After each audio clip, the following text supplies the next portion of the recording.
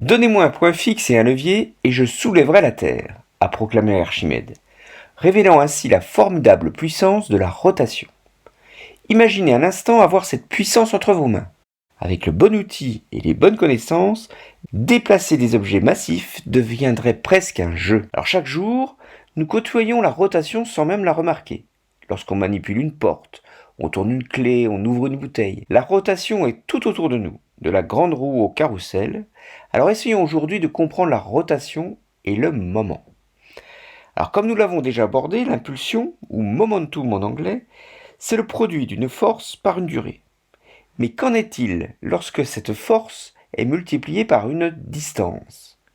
Plongeons ensemble dans le monde fascinant du moment de force. La notion de moment en physique est choisie pour incorporer l'idée de mouvement, et par conséquent de distance. Le moment d'une force, ce qui nous intéresse, est défini pour caractériser l'effet d'une force lorsqu'elle est appliquée en m à une distance d'un point O ou d'un axe de référence. Lorsqu'on parle de moment de force, nous utilisons l'unité du Newton-mètre. Alors les mécaniciens parlent plus facilement de la notion de couple. C'est un synonyme de moment de force. Ça reflète l'idée que deux forces identiques qui travaillent en sens opposé mais permettent de faire tourner un objet. Cependant, le concept de moment n'est pas limité à la mécanique. Dans le domaine de l'électrostatique, par exemple, nous parlons de moment dipolaire électrique. Et ce moment dipolaire est mesuré en coulomb fois mètre. La clé ici est que, quelle que soit la discipline, la notion de moment intègre toujours une notion de distance ou de position relative. Alors faites preuve de prudence lors des échanges avec nos collègues anglo-saxons. J'insiste, le terme anglais momentum correspond à l'impulsion en français. En français, moment est associé à une notion de longueur, tandis qu'impulsion est liée au temps. Le couple se traduit par the torque. Archimède avait formulé une idée primordiale. Si deux poids en équilibre sont suspendus à des bras de levier de longueur différente, alors le produit du poids par la longueur de son bras de levier, c'est-à-dire la distance du poids au point pivot, est la même pour chaque poids. Autrement dit, si un poids est deux fois plus loin du point pivot que l'autre, il doit peser la moitié pour que le levier soit en équilibre. Il n'utilisait pas le terme à proprement parler de moment, qui était un peu fourre-tout, pouvant signifier à la fois mouvement, poussée ou importance. C'est pendant la Renaissance que des scientifiques comme Newton ont raffiné ces concepts. Le moment d'une force indique sa capacité à engendrer une rotation.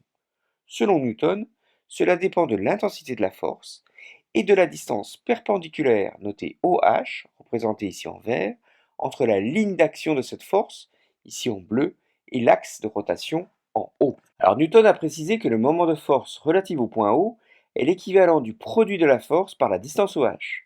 Et cette distance, elle peut être exprimée en fonction de la distance qu'on connaît, OM. On va noter θ, l'angle entre OM et la force, et avec un peu de trigonométrie, on peut montrer que le sinus de θ, dans le triangle OHM, c'est bien la longueur du côté opposé, divisé par l'hypoténuse. Cela nous permet de déduire l'intensité du moment de la force, qui va dépendre de θ. Alors intuitivement, on voit bien que si θ égale à 0 ou 180 degrés, c'est-à-dire lorsque la force est appliquée le long de la barre, il n'y a aucune tendance à faire tourner la barre. En revanche, la capacité à faire tourner est maximale lorsque le sinus θ atteint son maximum, c'est-à-dire lorsque θ vaut 90 ou moins 190 degrés, c'est-à-dire lorsque la force est perpendiculaire à la barre. Alors le moment de la force peut être représenté par un vecteur, il va être dirigé le long de l'axe de rotation. Alors si la force ainsi que les points O et M se trouvent dans le plan YZ, le moment sera perpendiculaire à ce plan, et donc ici aligné avec l'axe X. Alors il est important de noter la direction, c'est-à-dire le sens. Le moment est positif si l'angle de rotation l'est également par rapport au sens trigonométrique. Le moment pointe alors vers nous. Si par exemple OM tourne cette fois-ci dans le sens horaire opposé au sens trio, le vecteur du moment sera orienté dans le sens négatif de l'axe X. Donc le moment rentre dans le plan. Voilà, vous êtes désormais armé des connaissances essentielles pour comprendre les moments de force dans notre quotidien. Prenons l'acte simple de serrer ou desserrer un écrou de roue de voiture. Cela peut paraître plus complexe qu'il n'y paraît. Pour le desserrage, on la tourne à l'inverse des aiguilles d'une montre, alors que pour le serrage, on suit le mouvement des aiguilles. Donc dans cette dynamique, le desserrage équivaut à un moment de force positif, tandis que le serrage équivaut à un moment négatif. En termes de force, un homme adulte moyen peut exercer jusqu'à 700 newtons. Une femme, elle, peut appliquer en moyenne 350 newtons et un enfant environ 150 newtons. Vous êtes-vous jamais posé la question sur la raison d'existence des clés allant de 20 à 50 cm? Avec une clé de 20 cm, un homme crée un moment de 140 Nm, c'est-à-dire 700 fois 2. En revanche, avec la clé de 50 cm, une femme peut atteindre un moment de 175 Nm, 350 fois 0,5. Un serrage optimal nécessite un moment d'au moins 100 Nm, ce qui indique qu'il n'est généralement pas conseillé pour un enfant de manipuler les écrous de noix. Alors pour donner une échelle de référence, le serrage d'une vis ou d'un boulon avec un tournevis demande des moments avoisinant les 10 Nm. Et étonnamment, tourner une poignée de porte sollicite un moment de juste 1 Nm. Et ça, c'est à la portée de tous. Alors avec cette prise de conscience que la force, quand elle est appliquée à une distance accrue, génère un moment supérieur, et que l'orientation de cette force par rapport à l'axe de rotation est fondamentale, nous sommes prêts à plonger plus profondément dans les propriétés des moments de force. Les moments de force sont additifs. Si vous avez plusieurs forces agissant sur un corps, le moment total est la somme des moments de chaque force par rapport à un point ou à un axe donné. Nous avons tous joué au tourniquet dans notre enfance. C'est classique dans une aire de jeu pour enfants. Le tourniquet est conçu pour que les enfants puissent le faire tourner en appliquant une force. Alors si un enfant peut générer un moment de force de 10 Nm, eh bien si un deuxième enfant pousse également, le moment total sera de 20 Nm.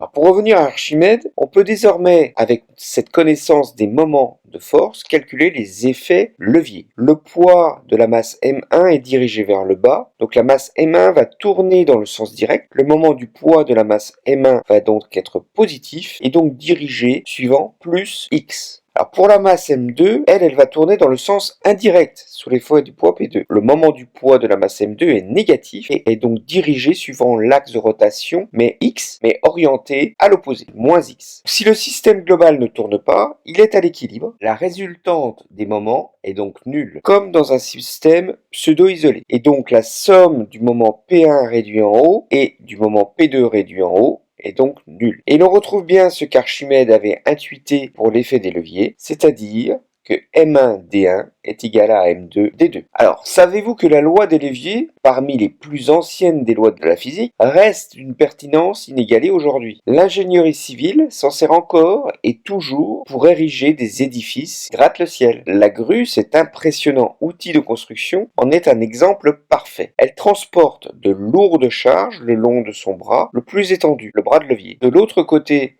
un contrepoids est placé sur un bras plus court pour éviter que l'ensemble ne bascule. C'est bien entendu plus compliqué si la charge se déplace le long du bras. Les grues sont conçues pour être stables dans la plupart des situations d'utilisation. Mais il faut alors avoir des béquilles à terre. Cela signifie que le poids propre de la grue, le contrepoids, la forme du mât, tout ça est pris en compte pour assurer un fonctionnement le plus sûr. Et dans la réalité, d'autres facteurs tels que les forces de vent doivent également être pris en compte si on ne veut pas que la grue fasse la girouette. Alors imaginez la grue la plus massive jamais construite.